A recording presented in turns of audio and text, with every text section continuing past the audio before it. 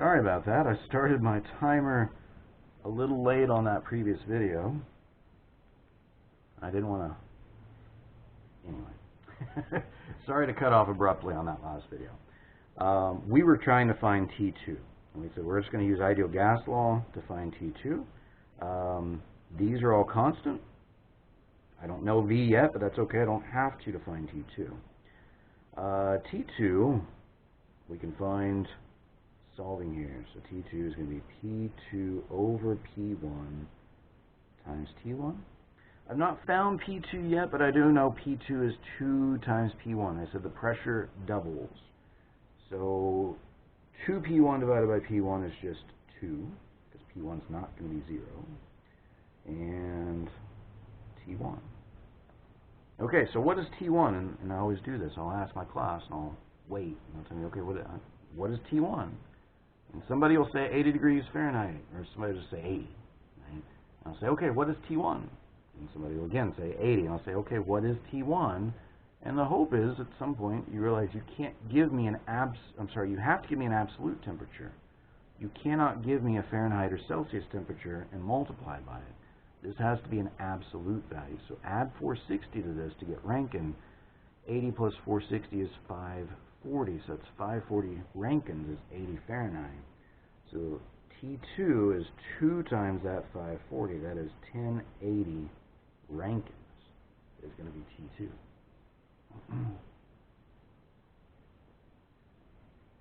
Again, when you're just multiplying or dividing by a temperature, you have to use an absolute scale. Here I could use Fahrenheit because I'm taking a difference. The difference in Fahrenheit values would be the same as the difference in Rankines. But here I'm multiplying by a temperature. I have to use Rankines. Back over here I would have to use Rankines. All derivatives of this expression also have to use Rankines. Okay? All right. So let's keep walking along. So I've got, again, where the heck are we? What are we trying to do? Well, we're trying to find the heat in. We said I can find the heat in if I know the mass, the specific heat, and the temperatures. Well, now I know both temperatures. I know T1. I now know T2. I know the mass. I need both of those temperatures to find the average temperature. So T2 and T1 is going to give me the average temperature. So again, more properties. The average temperature is going to be the average between 540 and 1080. I could probably do that in my head, but let's just do it on the calculator. Right? So 1080 plus 540 divided by 2 is 810. 810 Rankines. And I don't know if I need that in Fahrenheit or Rankines. So that's 350 Fahrenheit in case I need it. So that's my average temperature. The fact that I've got the average temperature in air is all I need to find C sub P average. I know that by experience. Let's go do that so now you know that by experience. I grab my book down here. Where do we find... So again, R values came out of table A1.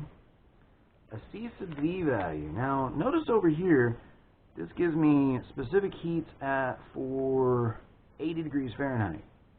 I'm not at 80 degrees Fahrenheit. I might start there, but I don't finish there. I'm much above 80 degrees Fahrenheit. My average temperature is up here at 350 Fahrenheit. So these values work if you're at what we call room temperature, cold temperature. We are not at cold temperature, so I'm not going to use this C sub V here. This is a bad estimate for the average C sub V. A better estimate for C sub V would come from this table. Right? So this is table A2, part B. So table A2 goes on for 3 pages. This is the second one. This is part B. So table A2 says for air, and you can see the temperatures here. So I don't have 350. This is in Fahrenheit. I don't have 350, so I would have to interpolate. But notice I am halfway in between these two rows because my average temperature is 350.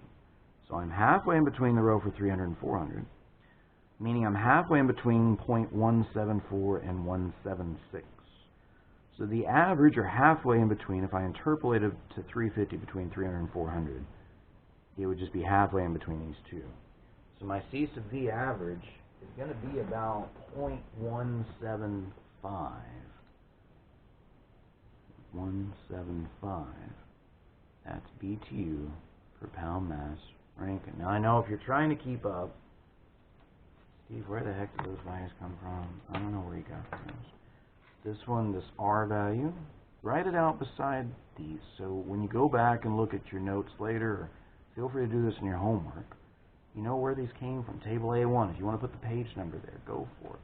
This is table A1, is where that R value came from. This C sub V came from table A2B. There's 3 pages worth of table A2. This came from table A2B. Okay? So again, when you go back to study these later, because you're not going to gather, you're not going to absorb everything in one time through an example. It's going to take practice. So that way, when you go back through it and look at what the heck did we do? Well, there's some notes, some breadcrumbs for you. All right, so again, what are we trying to do? We're trying to find the heat. Do we have everything we need to find the heat? Okay. We know we can find volume, by the way. We can find volume at any time. Well, we're pretty far down this rabbit hole. Let's find the heat. Okay. So I know the mass. I know C sub V average now, and I know both temperatures. So I should be able to, I like to say the engineering work's done. Now it's just algebra and units. Okay. So Qn, we already said, is m C sub V at the average temperature multiplied by the temperature change, T2 minus T1. You don't have to rewrite that if you want to pull it from previous, but I just went ahead and rewrote it. The mass is 20-pound mass. It's a lot of air. Multiplied by the specific heat, which we've just found to be 0.175 BTU per pound mass Rankine. Multiplied by the change in internal energy. I'm sorry, multiplied by the change in temperature. Because C sub V times the change in temperature gives us the change in internal energy. T2, we said, was 1080 Rankines. Minus T1, if I've got T2 in Rankines, I need T1 in Rankines. So you either want, when you take, again, a difference in Fahrenheit is a difference in Rankine. So either both of them in Fahrenheit or both of them in Rankine, and the difference would be the same. And there we are. Let's get a number. 20 times 0.175 times, the difference between 1080 and 540 is just 540. You're welcome to work that out. I'm just looking at it saying I'm going to save us a little time. Okay. Qn is 1890. And the units there, the pound mass goes away, the Rankines goes away. That is just simply BTU. This will be our answer. Okay. Now, if you look at, and by the way, let's go ahead and find, the problem also asks us to find the volume. Let's go ahead and find the volume now. V, which is going to be back over here, and you can solve that, so it's going to be P, it's going to be V is equal to mass times the R value times T1 divided by P1. Okay, so the mass we said is 20-pound mass multiplied by the R value. We looked up and said that is 0.3704, and that's in these units of PSIA, cubic feet per pound mass, also per Rankine. T1 we said is 540 Rankines. Divide that by P1, we said was 50 pounds per square inch absolute. So the volume,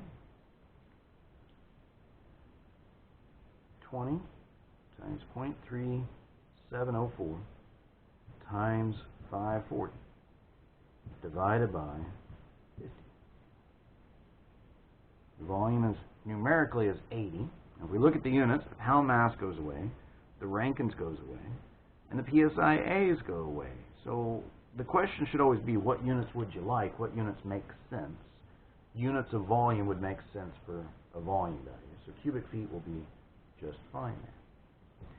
Now, if you're looking at the notes, which, by the way, if you look at the notes, I said this is 464. I don't think this is 464 in the current version of the text, but some version of the text this is 464. Okay, so you can see volume, you get 80 cubic feet. So far, so good. Okay. Now, if you look in the text, I do go through a solution in here. Now, notice, so if you use C sub V average between the temperatures like we did, you get an average C sub V of 0.175 like we did, and you'll get 1890 BTUs. Now remember I said that there was that one table in there that would give you C sub V at room temperature. At room temperature, C sub V is 0.171. So at an average temperature of 350, notice it doesn't increase very much, right? From 0.171 to 0.175. So if you use this value, the first C sub V at room temperature, it's an adequate guess. It'll get you in the ballpark. This is much better. This would get you all the points on a test problem. This would get you some of the points, most of the points probably on the test problem. If this is the only thing you did wrong, is just pull too cold or too low of a C sub V value, you would get close. You know, at 25 points, you'd probably get 23. So basically, you're close to the answer, so I'd get you close to 25 points. To get the full credit, you need to actually go through and get a good C sub V average value. Well, your average temperature is 350, so this is your C sub V average value. Now, you could also go to the tables, table A17, and pull U values based on your temperatures, and you would get this value for Q. Now, all three of those are just fine. Well, actually, that's not true. This one, this one's okay. Both of these are okay. Both of these will get you full credit. I am careful using these. These are the best values, yes, but you might have to interpolate one or both of these. If I didn't have to interpolate either one of these, I'm going to use this one. If I have to interpolate either of these, I'm going to go find my average temperature and find C sub V at the average temperature and be done. Okay? I hope that helps.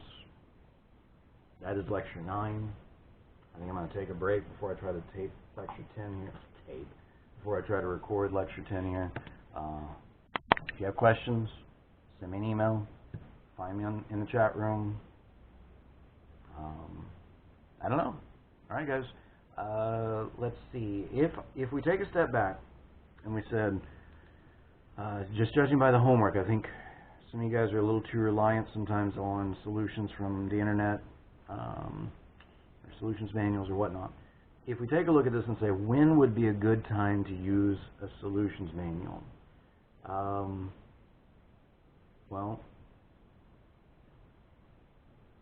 maybe right here. Right? So right here, getting this far. You get to the point where you said, all right, here's how I'm going to find this volume, and here's how I'm going to find this heat. And here's how I'm going to find these unknown quantities. You have a clear path to the solution at this point. This is when you might check against a solutions manual. Because you see, then kind of the harder work then from this point on is here. And again, basically, if you got into this point, you've passed the problem. You're going to be about 60–70% of the credit. You get all the properties, right? You get to basically to here, and you're pretty much at 80% of the credit in the problem. Okay, you're at a good, solid passing point. This is just getting to an A. I mean, that's how I would normally try to set. If this were a test problem, that's how I would try to set this up. All right, I've got a motor running over here, so I'm going to quit right there. You guys have a good one.